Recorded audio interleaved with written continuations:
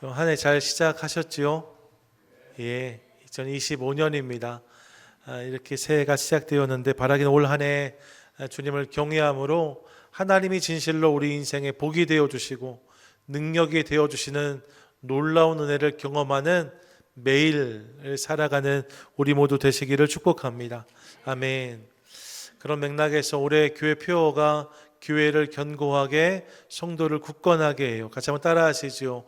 교회를 견고하게, 성도를 굳건하게.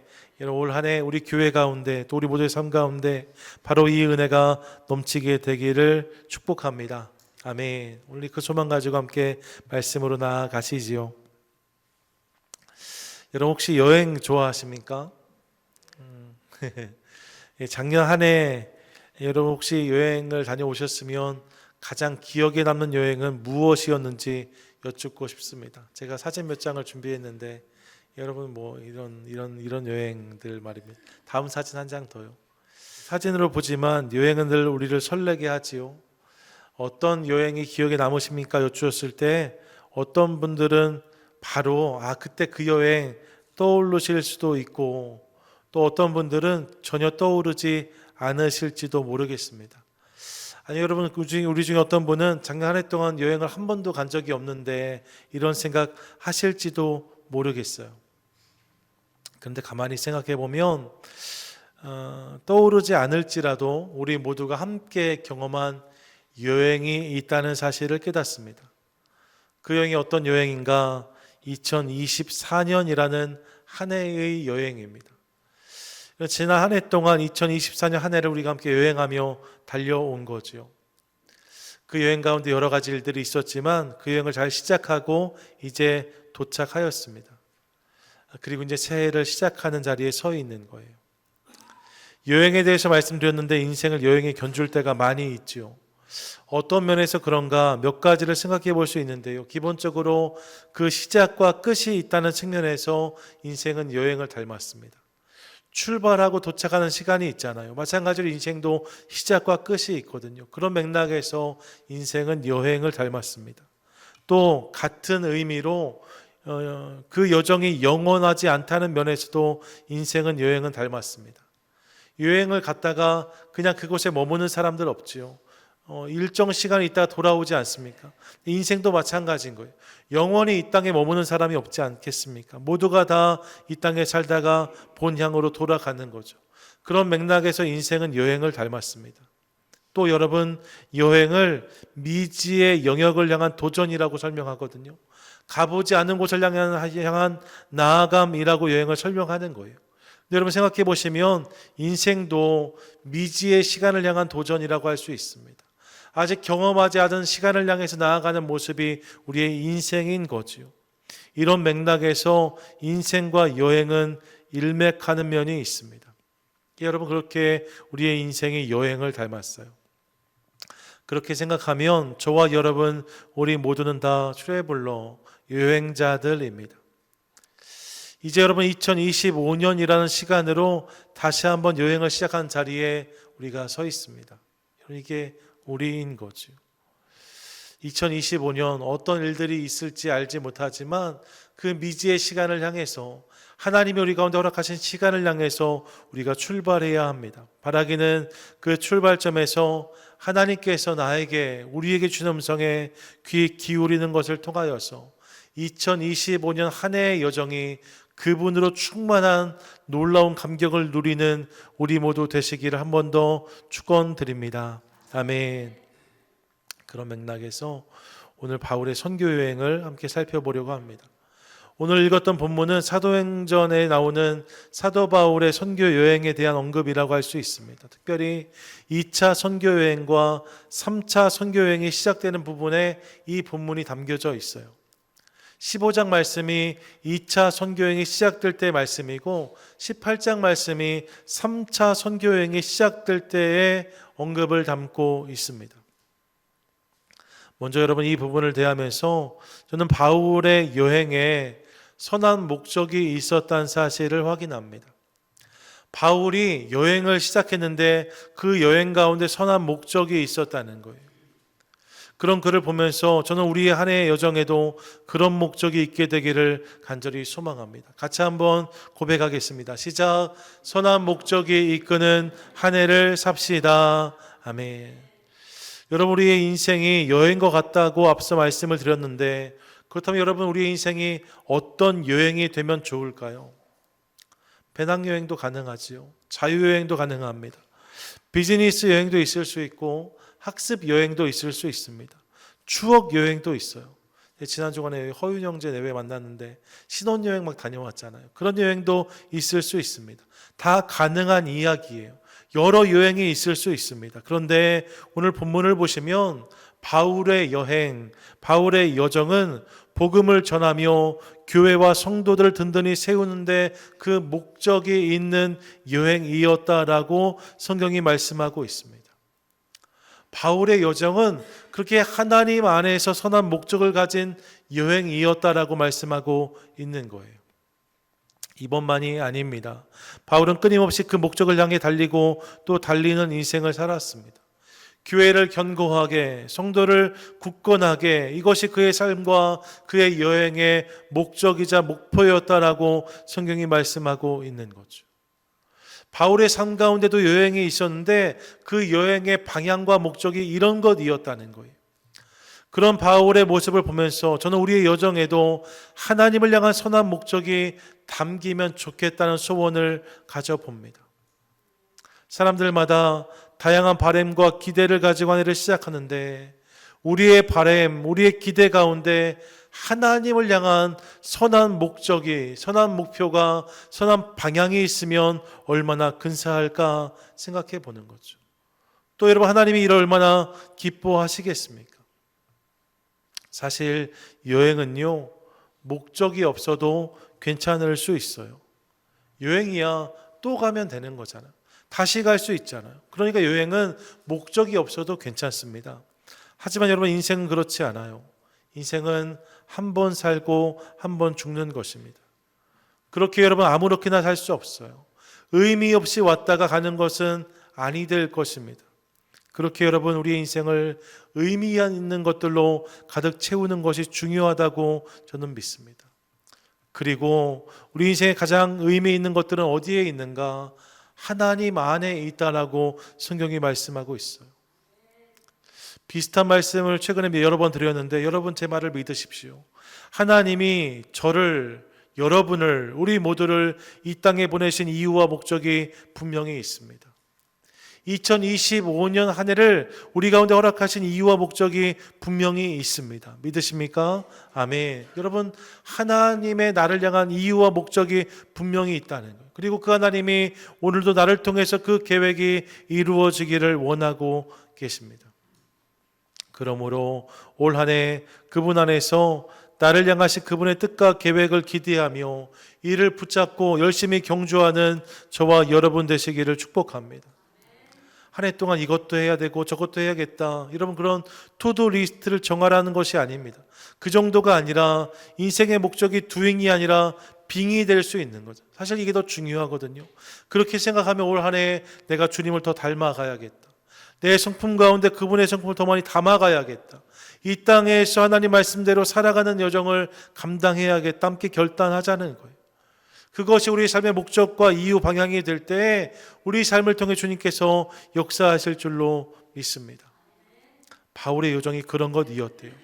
복음을 위해, 교회를 위해, 주님을 위해, 여러분, 그렇게 여정을 시작하고 있는 바울의 모습을 기억하시면서 우리의 2025년 한 해도 그렇게 주님을 향한 선한 목적으로 시작하고 달려가는 우리 되게 해 주시옵소서. 함께 기도하는 저와 여러분, 우리 모두가 되시기를 축복합니다. 아멘. 나아가 오늘 본문이 바울의 2차 그리고 3차 선교 여행의 시작이라고 말씀을 드렸는데, 여러분, 이렇게 그가 기꺼이 이 여정을 거듭 시작하고 있는 것을 보면서 그의 삶 가운데 있었던 주님을 향한 사랑과 열정을 확인합니다. 그의 여행에 목적이 있었고 또 그의 여행에 사랑이 있었다는 거예요. 전 동일한 마음이 우리 가운데도 있기를 소망합니다. 같이 고백하시지요. 시작. 주님을 더욱 사랑하는 한 해를 삽시다. 아멘. 여러분, 오늘 본문이 담긴 사도행전 15장 말입니다. 15장은 예루살렘 회의라고 일컬어지는 중요한 사건이 앞부분에 담겨져 있습니다. 바울과 바나바가 1차 선교여행을 다녀왔어요. 터키 남부 지역에 복음을 전하고 돌아왔는데 그 과정에서 이방인들에게도 복음이 전해졌고, 그렇게 되니까 그들에게 할례를 요구해야 되냐 말아야 하는가, 그들에게 율법을 어느 정도까지 요구할 것인가에 대한 논쟁이 벌어집니다. 그래서 1차 선교여행을 마치고 왔던 바울과 바나바가 급히 예루살렘으로 올라오죠. 그리고 그들과 논쟁하면서 율법이 아닌 복음의 중요성을 강조하였고, 이를 통해서 이방인들에게 율법이 아니라 복음으로 저들이 그리스도인이 된다는 사실을 인정하기로 결정한 일들이 그 앞부분에 이어집니다. 그리고 나서 나오는 본문이 함께 읽었던 본문이죠. 36절을 보시면 이렇게 시작되어집니다. 며칠 후에 1차 선교여행을 다녀와서 중요한 회의의 일정을 감당하고, 그리고 며칠 후에 바울이 바나바더러 말하되 우리가 주의 말씀을 전한 각 성으로 다시 가서 형제들이 어떠한가 방문하자, 이렇게 이야기했다라고 말씀해요. 다시 그 땅으로 가자고 바울이 요청했다는 거죠. 그리고 이어지는 본문을 보시면 그렇게 바나바는 마가 요한과 함께 구브로로 출발하였고, 바울은 신라와 함께 육로를 통해서 수리아 길리기아로 이동하여 교회를 견고하게 하였다라고 말씀하고 있습니다. 그렇게 2차 선교여행을 감당한 거예요. 우리가 이미 아는 것처럼 처음 출발할 때는 수리아 길리기아가 목표였지만 그 지경이 확장되어지죠. 마게도냐 지역으로 넘어가서 빌립보, 베레아, 데살로니가, 아덴, 고린도, 돌아올 때 에베소까지 들리는 여정을 감당했음을 확인합니다. 여러분, 긴 여정을 그가 감당한 거예요. 그리고 돌아와서 2차 선교여행이 마무리됩니다. 근데 여러분, 그리고 나서 만나는 본문이 18장 23절이죠. 23절이 뭐라고 말씀합니까? 얼마 있다가 떠나, 다시 말씀해요. 또 그가 3차 선교여행을 출발하고 있는 거죠. 뭐예요? 그가 거듭해서 이 여정을 시작하고 또 시작했다는 것입니다. 여러분, 그렇게 4차에 걸쳐서 바울이 이동한 거리가 어느 정도일까? 바울을 연구한 보고서에 의하면 그가 그렇게 걸었던 거리가 2만 킬로미터 정도 된다라고 제가 읽은 적이 있습니다. 2만 킬로미터 정도면 어느 정도일까요? 여러분, 지구를 한 바퀴 돌면 그게 몇 킬로인지 아세요? 지구를 한 바퀴 돌면 그게 4만 킬로라고 해요. 이게 2만 킬로면 지구 반 바퀴입니다. 차가 있는 것도 아니었어요. 자전거가 있는 것도 아니었어요. 비행기도 당연히 없었습니다. 그 길을 오롯이 걸으면서 감당했던 여정, 이 바울의 여정인 거죠. 2만 킬로의 거리를 걷고 또 걸으면서 이 일을 계속해서 시도하고 감당했다라고 성경이 말씀하고 있는 거예요. 여러분, 잘 보세요. 지금 누가 이를 억지로 시킨 것이 아닙니다.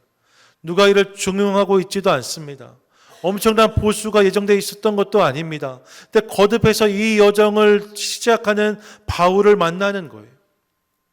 선교 여행의 일정이 너무 편하고 좋아서 그랬을까? 그렇지 않아요. 우리 중에는 2박 3일, 3박 4일 선교지 방문하고 돌아오셔서 너무 큰 은혜와 감동을 받는 분들이 계십니다. 선교는 가신 분들이 또 가요. 그런 감격이 있기 때문에 말입니다. 하지만 바울의 선교 여행은 이것과는 완전히 다른 것이었습니다. 인간적인 눈으로 보면 전혀 다른 것이었어요. 수많은 위협과 위기, 핍박이 항상 그에게 있었습니다. 고린도후서 11장 23절 이하의 본문을 보세요.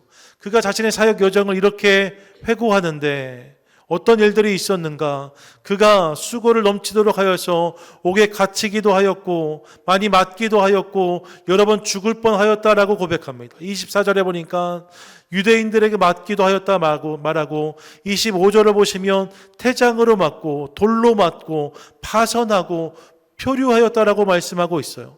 26절을 보십시오. 여러 번 여행하면서 강의 위험과 강도의 위험과 동족의 위험과 이방인의 위험과 시내의 위험과 광야의 위험과 바다의 위험과 거짓 형제 중의 위험을 당하였다라고 말씀해요. 그의 여정이 위험으로 충만했다는 거예요. 수도 없는 위험을 경험했다라고 말합니다. 27절 보니까 또 수고하며 애쓰고 여러 번 자지 못하고 줄이며 목마르고 여러 번 굶고 춥고 헐벗었다라고 말하고 있습니다. 뭐예요? 그의 여정이 너무나 고생이었다는, 너무나 수고스러운 것이었다는 것입니다. 하나도 편하지 않았어요. 하나도 쉽지 않았습니다. 그 과정에서 오해가 생기기도 하였고 근거 없는 비난을 경험하기도 하였습니다. 얼마나 힘들었을까요? 하지만 그럼에도 불구하고 거듭하여서 그 여정을 다시 출발하고 있는 바울을 보는 거예요. 다시 그 일을 시작하고 있는 바울을 만나는 거예요. 그런 그의 모습을 보면서 우리 안에 올라온 질문이 있죠. 무엇이 바울로 하여금 다시 그 여행을 시작하게 하였을까? 너무나 힘들고 어려운 일인데 무엇 때문에 그가 다시 그 여정을 출발하였는가? 이 질문이 올라오는 거죠. 여러분, 어떻게 이런 일이 가능했을까요? 의무감, 책임감, 사실 여러분 이런 마음들은 한계가 있어요. 그것으로 했다면 분명히 끝까지 이 일을 감당하지 못했을 것입니다. 그러면 무엇으로 바울이 이 여정을 감당할 수 있었을까? 그렇게 생각하다 떠오른 것이 그의 주님을 향한 사랑입니다. 바울 안에 주님을 향한 꺼지지 않는, 식지 않는 뜨거운 사랑이 있었고 그 사랑이 사명이 되므로 이 일을 감당할 수 있었다는 거예요. 누구의 모습이 그렇습니까? 여러분, 부모의 모습이 그래요. 생각해 보세요. 자녀를 향한 부모의 마음이 의무감이고 책임감 뿐이라면 분명히 그 마음은 한계가 있어야 맞습니다. 끝까지 할 수 없어요. 하지만 여러분 가만히 보세요. 우리 자녀들이 때로는 거듭 실패할 때가 있습니다. 거듭 흔들릴 때도 있습니다. 하지만 그럼에도 불구하고 그들을 포기하는 부모는 없습니다. 끝까지 저들을 안고 씨름하는 부모의 모습을 봅니다. 끝까지 기도의 자리를 지키면서 저들을 품고 주님께 중보하는 부모의 모습을 만날 때가 많이 있습니다. 무엇이 이것을 가능하게 합니까? 사랑이 이것을 가능하게 하는 것. 의무가 아니에요. 책임감이 아닙니다. 저들을 사랑하기 때문에 그렇게 감당하는 거죠. 거듭해서 다시 그 일을 감당하는 부모의 모습, 그 모습 가운데 뜨거운 사랑이 있다는 거예요. 그 사랑이 사명이 될 때 그 일을 끝까지 감당할 수 있는 거죠. 여러분, 바울도 주님과 교회를 그렇게 사랑했답니다. 그래서 그 여정이 힘들고 어려웠지만 그럼에도 불구하고 멈추지 않고 다시 또 다시 거듭하여 이 여정을 시작하고 있는 그의 모습을 봅니다. 저는 올 한 해 이 모습이 우리 가운데도 있게 되기를 간절히 소망합니다. 여러분, 주님을 사랑하시지요? 주님을 사랑하시지요? 아멘. 여러분, 주님을 사랑하는 마음이 우리 가운데 있어요. 그리고 그 사랑으로 우리가 주의 몸된 교회를 사랑합니다. 그렇다면 여러분, 그 여정 가운데 힘들고 어려운 일이 있을지라도 때로는 마음이 상할 수 있고 아픈 일을 경험할 수 있지만 그럼에도 불구하고 말입니다. 다른 그 무엇이 아니라 주님을 바라봄으로, 주님을 사랑함으로 기꺼이 그 여정을 또다시 감당하는 우리 모두가 될 수 있기를 간절히 소망합니다. 여러분, 마냥 기쁘지 않을 수 있어요. 마냥 즐겁지 않을 수 있습니다. 하지만 내가 정말로 주님을 사랑한다면, 주의 몸된 교회를 사랑한다면 다시 그 여정을 시작할 수 있을 줄 믿습니다. 그때 주님께서 우리 삶을 통해서 놀라운 주의 역사를 이루실 거예요. 바라기는 이 사실을 기억하며 주님을 사랑합니다. 이 고백을 가지고 다시 이 한 해를 그렇게 시작하는 저와 여러분, 우리 모두가 되시기를 축복합니다. 아멘. 끝으로 본문을 통해 주님의 교회가 아름답게 세워지는 과정에 헌신하는 사람들이 있었다는 사실을 확인할 수가 있습니다. 여러분, 올 한 해 우리에게도 그런 헌신과 섬김이 있게 되기를 원해요. 같이 고백하겠습니다. 시작. 섬김과 헌신으로 한 해를 삽시다. 우리 한 번 더 고백하겠습니다. 시작. 섬김과 헌신으로 한 해를 삽시다. 여러분, 예수 그리스도의 십자가와 부활 승천 이후에 이 땅에 수많은 교회들이 세워졌거든요. 성경을 통해 우리는 그 모든 교회 모습들을 확인할 수가 있습니다. 아름다운 교회들이 세워지고 주의 놀라운 일들을 감당하게 되었답니다. 그런데 여러분, 그렇게 교회가 세워졌는데 그 교회가 세워지는 과정이 절대로 저절로 된 것이 아니라는 사실을 본문을 통해서 확인하게 되어집니다. 아름다운 교회들이 세워졌는데 그 일을 위해서 헌신했던 사람들이 있었다는 거예요. 오늘 본문에서 만나는 바울이 그런 사람이고 실라가 그런 사람이고 앞에 언급되는 바나바가, 마가 요한이, 베드로가, 또 다른 많은 제자들이 그런 사람들이었다는 사실을 깨닫습니다.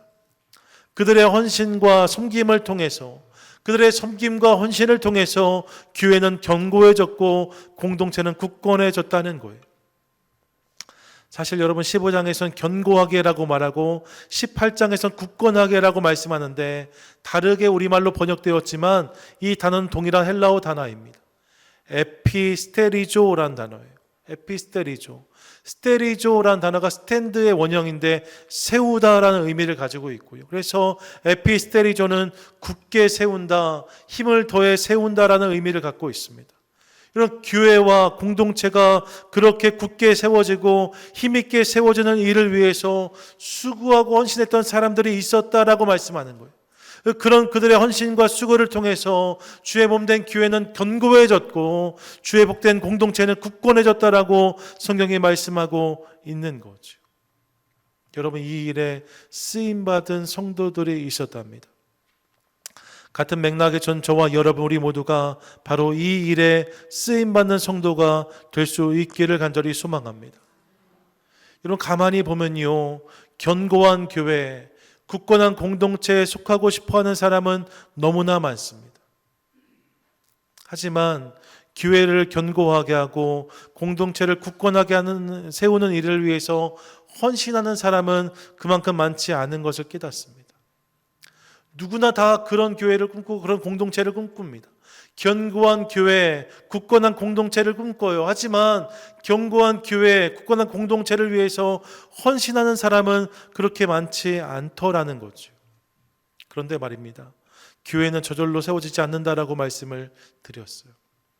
예, 여러분, 예수님이 교회의 머리이시고 주인이신데 그 주님은 사람을 통해서 역사하십니다. 이 일에 헌신된 사람들의 헌신과 수고를 통해서 주님이 교회를 그렇게 세워주시는 거죠.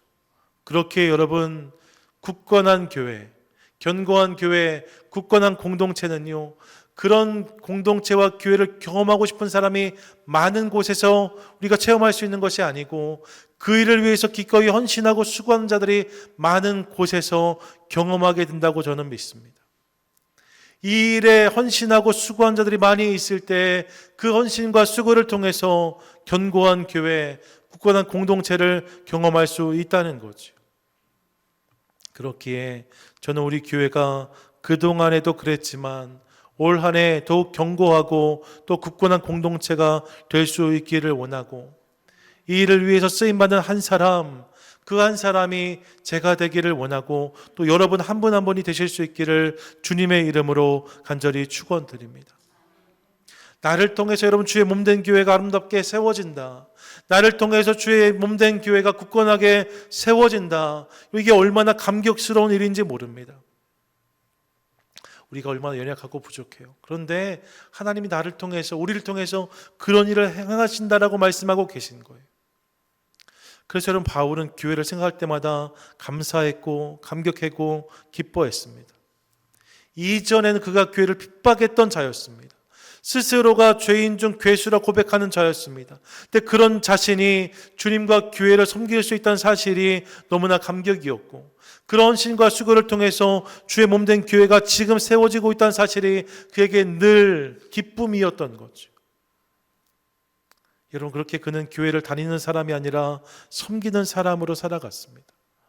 물론 그가 섬겼던 교회들이 완전하지는 않았어요. 아니, 어떤 경우에는 그를 공격하기도 하고 힘들게 할 때도 많았습니다. 하지만 그럼에도 불구하고 말입니다, 바울의 삶 가운데 교회를 향한 눈물과 땀이 있었고 헌신과 수고가 있었기 때문에 그는 늘 교회를 생각할 때마다 감사하다고 기쁘다고 고백하고 있습니다. 늘 그 교회를 위해서 기도하는 인생을 살았다라고 간증하고 있어요. 여러분, 저는 이 감격이 교회를 사랑하는 사람만이 누릴 수 있는 감격이라고 믿습니다. 교회를 사랑하고 교회를 섬기는 사람들만이 누릴 수 있는 감격과 기쁨, 그것이 바울에게 있었다는 거죠. 저는 올 한 해 이 감격과 기쁨이 우리 모두 가운데 있게 되기를 간절히 소망합니다. 올 한 해 사랑하는 여러분, 교회 다니는 성도를 넘어서 교회를 세우는 성도가 되어 주십시오. 교회를 다니는 성도를 넘어서 교회를 위해 헌신하고 수고하는 성도가 되어 주십시오. 이 일을 통해서 하나님께서 우리 교회를 더 견고하게, 더 굳건하게 세워주시기를 원하고 이를 통해서 하나님의 놀라운 역사에 참여하고 쓰임받는 감격이 우리 모두 가운데 넘치게 되기를 간절히 축복합니다. 아멘. 얼마나 시대가 어려워요. 이 시대의 소망이 교회에 있지 않습니까? 바라기는 헌신과 수고를 통해서 이 어려운 시대 속에서 하나님이 원하시는 일들을 더 넉넉히 감당하는 복된 공동체 저와 여러분 우리 모두가 되시기를 축복합니다. 아멘. 말씀을 정리하시지요. 사랑하는 여러분, 교회를 견고하게, 성도를 굳건하게, 이것이 바울의 선교 여행 목적과 방향이었답니다. 교회를 견고하게, 성도를 굳건하게, 여러분 이거 누가 해주는 거 아닙니다. 그럼 뭐예요? 우리가 함께 이 일에 응답해야 되는, 그때 우리가 이런 공동체, 이런 교회를 경험할 수 있는 거죠. 이를 기억하며 사랑으로 이를 감당하고 기꺼이 이를 위해 쓰고 수고하는 것을 통해서 올 한 해 이 놀라운 은혜를 경험하는 저와 여러분 우리 모두가 될 수 있기를 간절히 소망합니다. 바라기는 그렇게 주님을 사랑하고 교회를 사랑함으로 이를 통해 하나님께서 올 한 해 우리 가운데 허락하시는 아름다운 이야기, 간증을 더 많이 경험하고 빚어가는 복된 공동체, 복된 교회, 복된 성도 저와 여러분 우리 모두가 되시기를 주님의 이름으로 간절히 축원드립니다. 아멘.